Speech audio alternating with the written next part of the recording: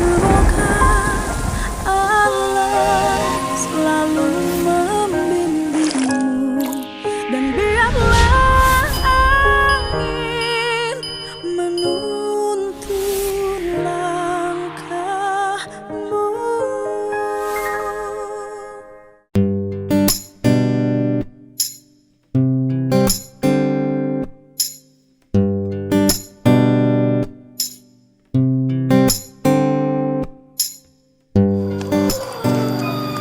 Ya, pagi ya. Ini saya Adi. Kalau dikasih nama sih, nama tempat ini Kuta Jaga Rasa. Kuta itu apa sih? Kuta itu benteng. Jaga itu apa? Jaga itu melindungi. Rasa itu hati. Jadi hati adalah benteng diri kita. Nah, pagi hari ini nih kita udah makan telur, tinggal satu lagi. Saya biasa makan 3 biji dalam setiap hari. Pagi-pagi bangun jam 4, setengah 5 udah mandi, kemudian jam 5 rebus telur. Kalau jus dibikinin sama yang bantu di rumah. Kan sudah cerita, saya dulu sempat menyendiri selama 3 tahun. Dalam kesendirian itu ditemani namanya Ahmad Habibi Bungsu Maula Akbar atau Aula. Sikap hidup saya memang sudah sejak awal sangat mandiri. Saya kan udah bilang, saya nikah saja itu nggak 1 rupiah pun minta bantu ke bapak saya. Saya malah ngasih ke bapak saya untuk beli kambing, sewa mobil, beli jas. Itu dalam posisi saya waktu itu belum jadi anggota DPRD kabupaten, masih menjadi tukang beras yang kirimin beras ke sana kemari. Tetapi sikap hidup saya itu nggak pernah mau bergantung pada orang lain. Nah, selama 3 tahun itu apa sih? Saya besarin anak dengan suka dan dukanya. Tiap hari keliling untuk cari tambahan kehidupan ya. Saya ngejalanin itu semua.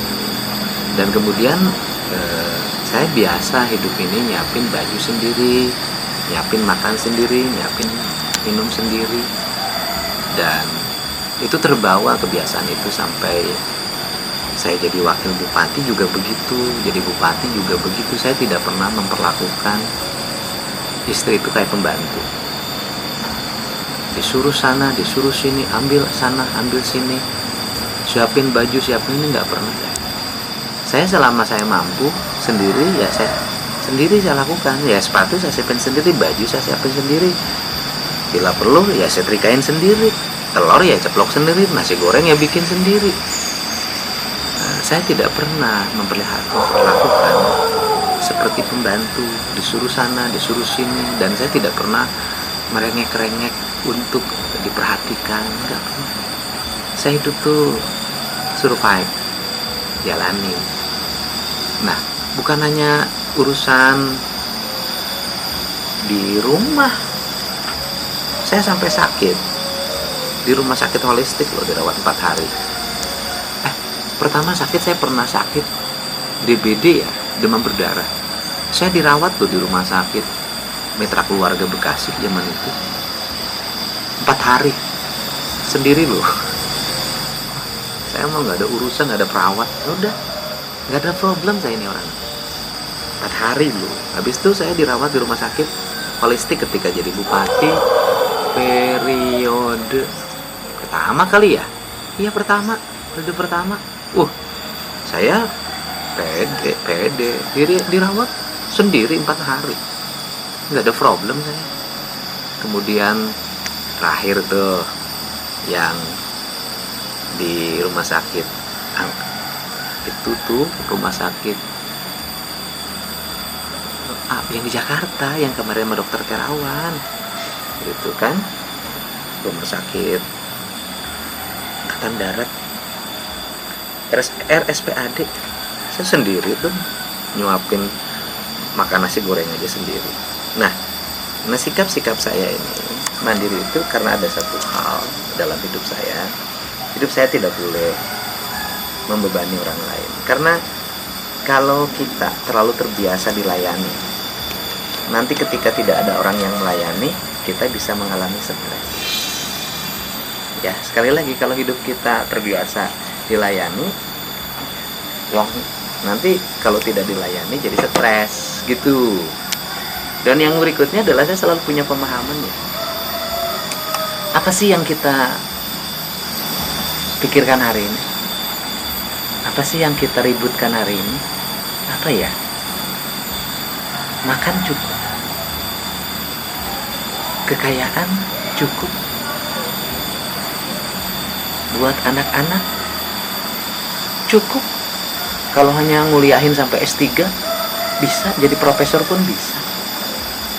Terus anak-anak sehat, lucu-lucu lagi, dan kategorinya baik-baik. Aula dengan hidup prihatinnya juga tumbuh dengan baik. Yudhistira juga menurut saya baik ya, kuliah sekarang di Unpar, dan kuliah di Unpar ini juga saya sebagai ayahnya bertanggung jawab dong terhadap biaya kuliah segala macam gitu loh. Dan itu tanggung jawab orang tua dong nyekolahin. Terus kemudian Nihiang lagi lucu-lucunya, sayang banget, saya tuh kayak Nihiang itu kayak ibu pada anak, bukan lagi kayak ayah, udah lebih dari ayah, rasanya rasa ibu. Terus dari yang, dan kemudian kita ini siapa sih hari ini? Kita ini hari ini anggota DPR saya. Ibunya Nihiang tuh bupati. Terus saya anggota DPR bupati. Saya anggota DPR, makannya udah cukup, minumnya udah cukup, lebih, malah sudah banyak dikurangi. Ibu bupati sudah segala ditanggung oleh negara. Makan ada biaya rumah tangganya, baju ada anggarannya, BBM ada anggarannya, sopir dibayarin oleh negara, pembantu dibayarin oleh negara, yang jaga rumah dinas dibayarin oleh negara. Pergi keluar kota, kalau perjalanan dinas ada uang perjalanan dinasnya, bobo di hotel dibayar, tiap bulan ada honorariumnya, beras sudah disiapkan, cengek, cabai sudah disiapkan, minyak goreng sudah disiapkan, baju sudah, semuanya sudah disiapkan oleh negara. Nah, terus kemudian untuk kita kehidupan ke depan, atau nggak yakin terhadap apa yang dimiliki hari ini, masih takut kurang, masih takut kita tidak makan, ya cukup. Nah, kemudian urusan-urusan kehidupan seharian kan sudah nggak ada problem, urusan ekonomi keuangan sudah nggak ada masalah. Terus yang berproblem siapa? Yang ternyata yang berproblem itu rakyat yang kita wakili.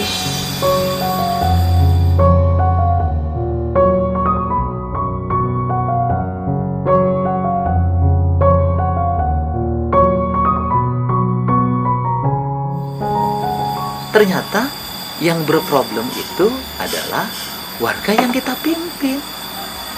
Mereka berproblem apa? Mau makan gak punya beras, berasnya ngutang ke warung, gak dibayar-bayar, warungnya jadi bangkrut karena hutang orang terlalu banyak tidak dibayar. Yang berproblem itu adalah rakyat kita, rumahnya bocor, ada yang roboh, jatuh sakit, biar rumah sakitnya nggak bayar, tapi dagang berhenti, akhirnya kehabisan modal. Yang berproblem itu rakyat kita, ijazahnya nggak bisa diambil, ditahan di sekolah karena masih nunggak. Yang berproblem itu rakyat kita, mau nanam padi nggak punya uang untuk beli pupuk. Nah, yang harus punya tanggung jawab siapa? Ya kita ini, anggota DPR dan para pemimpin. Nggak boleh itu terjadi. Karena nggak boleh itu terjadi, rezeki kita rezeki siapa sih? Rezeki kita ini bukan pebisnis. Kita ini adalah aparat negara yang dibayar oleh negara, yang bertugas ngurus rakyat. Dan rakyat itu kalau percaya sama kita karena diurus, maka kita akan dipilih terus. Kayak dulu saya jadi wakil bupati, kerjanya keliling aja, belum ada medsos, keliling saya terus tiap hari nginep ke dapur-dapur warga. Akhirnya warga percaya saya jadi bupati. Saya jadi bupati kerjanya keliling aja ngurusin warga. SMS, ada SMS center, setiap hari orang bisa SMS. Di depan rumah saya udah numpuk yang mau lahiran, nggak punya duit bayar rumah sakit, yang anaknya mau sekolah nggak punya seragam, ya kita urusin. Rezeki kita ya kita kasihkan pada mereka. Terus dampaknya apa coba? Dampaknya mereka percaya sama kita. Karena mereka percaya sama kita, siapa coba yang dapat manfaat? Saya dapat manfaat loh, bisa jadi bupati 2 periode. Dan sekarang gitu kan, Neng Ane juga dapat manfaat, bisa jadi bupati karena kepercayaan masyarakat. Waktu itu mungkin percayanya sama saya karena sayanya baik sama mereka, kan dapat manfaat. Dari habis dapat manfaat apa coba dari kepercayaan masyarakat? Dapat segala fasilitas dari negara. Serba ada, serba punya, ya kan? Uangnya melimpah, kekayaannya bertambah, rumahnya tambah banyak. Nah, rakyat kita apa coba? Rakyat kita tuh paling kasih bantuan rumah rakyat miskin 25 juta satu rumah. Rumah kita berapa harganya? Mahal. Nah, untuk itu kalau saya tiap hari menyapa rakyat Purwakarta, menanya makan atau tidak, menegur sekolah atau tidak, ngeberesin rumahnya, kemudian sebenarnya saya ini sedang mengambil alih atau membantu meringankan tugas siapa coba? Ya tugas para pemimpinnya, dari mulai meringankan tugas kepala desa, tugas camat, tugas bupati, tugas gubernur, tugas menteri, bahkan mungkin ikut meringankan juga tugas-tugas yang lainnya. Gitu. Jadi itulah hidup ya. Kalau hidup itu ada hal yang mungkin kita hanya bisa merasakan, tapi orang lain tidak merasakan. Tapi juga ada hal yang orang lain merasakan, kita tidak merasakan. Nah, yang bagus hidup itu adalah cukup kita yang merasakan. Orang lain tidak usah merasakan. Pedihnya kita, pedihnya kita. Bahagianya kita, ya bahagianya kita. Itu bagusnya hidup. Tetapi kalau jadi pemimpin, ya gitu loh. Susahnya orang lain adalah susahnya kita.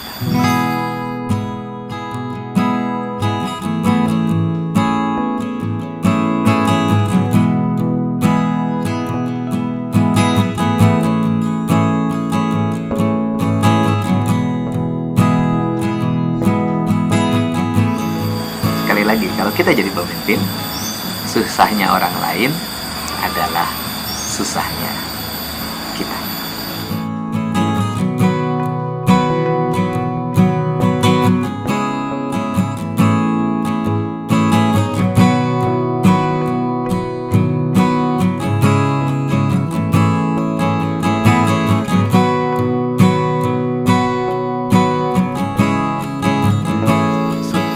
Suasana bahagia ya.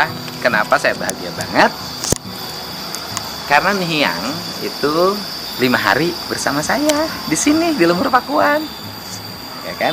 Karena saya dengar kabar ya. Karena saya tidak pernah ada bahasa atau kalimat pada saya menyampaikan izin atau apapun, nggak apa-apa, itu hak ibunya ibunya Nihiang, nggak apa-apa. Kalau saya sih nggak ada soal. Katanya umroh bersama keluarganya, dan saya dengar sih dari salah satu jamaahnya bersama juga gurunya.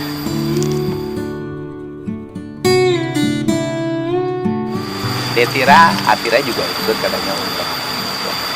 Mudah-mudahan lah perjalanannya lancar, ibadahnya diterima. Itu aja. Dan kemudian kembali dalam keadaan selamat.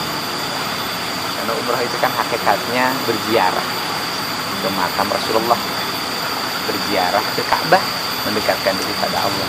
Itu kan hakikatnya kan itu. Bagi yang siapa? bagi yang punya kemampuan, bagi yang mampu, bagi yang cukup uangnya. Gitu ya. Berarti kalau orang sudah pergi haji, pergi umroh adalah orang-orang yang punya kemampuan, cukup uangnya. Kan? Sedangkan di balik itu semua ada rakyat kita, jangankan untuk bepergian jauh, untuk ongkos ke sekolah aja banyak yang nabung.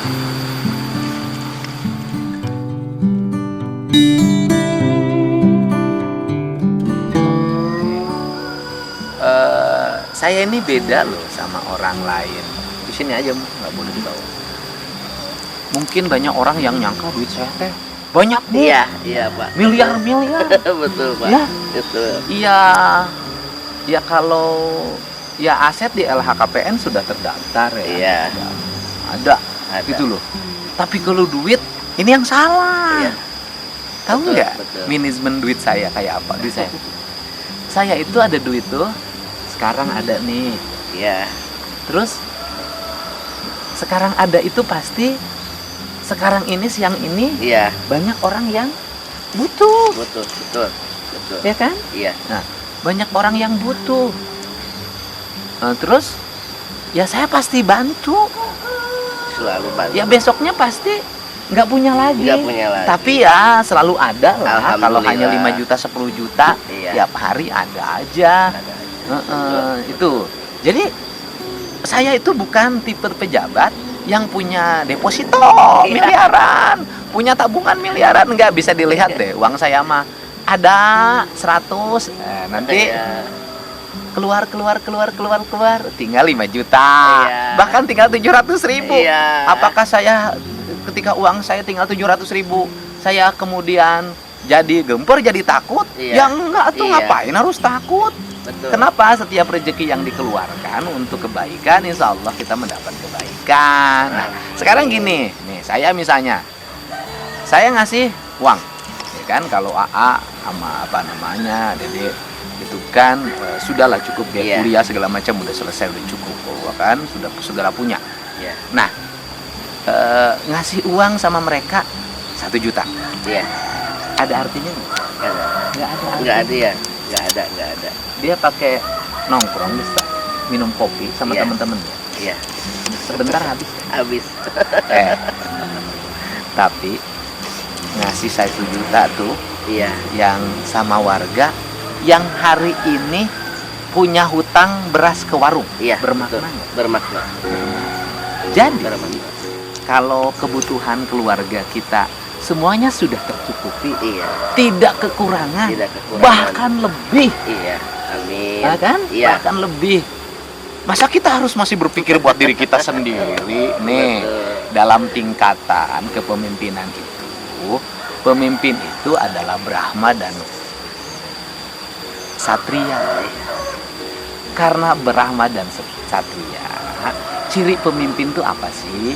Ciri pemimpin itu selalu memikirkan kepentingan rakyat Iya. banyak. Betul. Gitu. Iya. Kalau yang selalu memikirkan kepentingan perutnya sendiri, bukan pemimpin, itu mah kaum sudra. Sudah mementingkan diri sendiri. Gitu loh. Ya, Mumu tiap hari ngomel-ngomel sama saya aja, ngomel-ngomel. Ini bapak ini, gitu kan? Oh, bapak ini sama saya itu, tidak memperhatikan.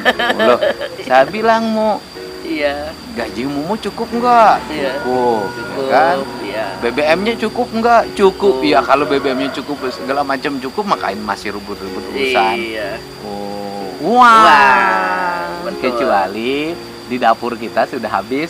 Wah, nggak ada beras, nggak ada minyak goreng, nggak ada lauk. ya rumah bagus ngebaris, mobil bagus ngebaris,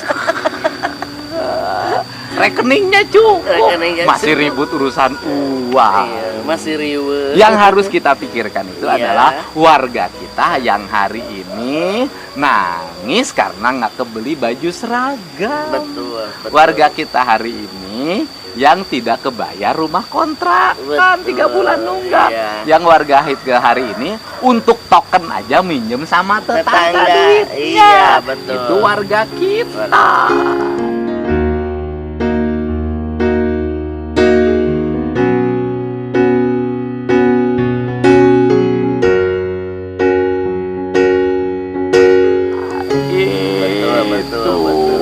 itu mereka yang mengalami kesusahan.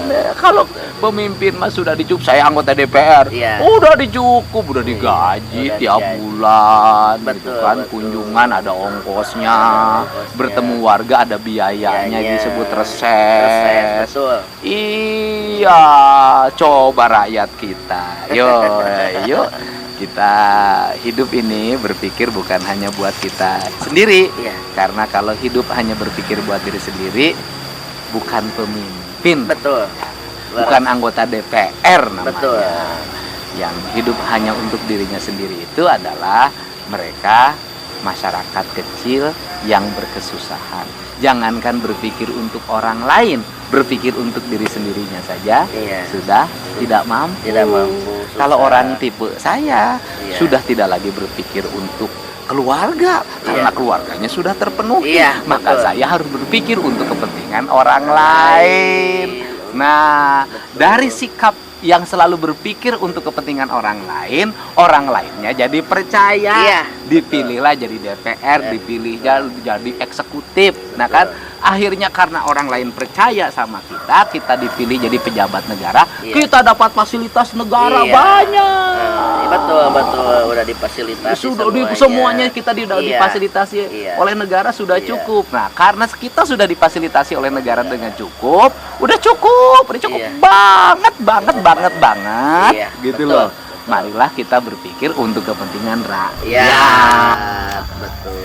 Gitu. sekali. Jangan Haji Mumu ke saya marah-marah. Oh, saya ini lapar. Di mejanya itu nasi putih, ayam goreng, sate, pete bakar, sate, sop, sambel, lalap, apel, anggur, penuh. Tapi kok saya marah-marah, saya lapar. Kita ngomong lapar, dahar enu ayah. Begitu Pak Haji ya. leres, Pak. Gitu ya. Kita lagi masih nunggu tamu, kita mau jalan nih, ngurusin Iya. maici baru lagi. Iya. Ya, karena kasihan banyak janda-janda tua yang Harus dibantu. harus disantuni. Ya kan, kalau janda Iya. muda sudah banyak yang ngantri akan ngawini. Betul.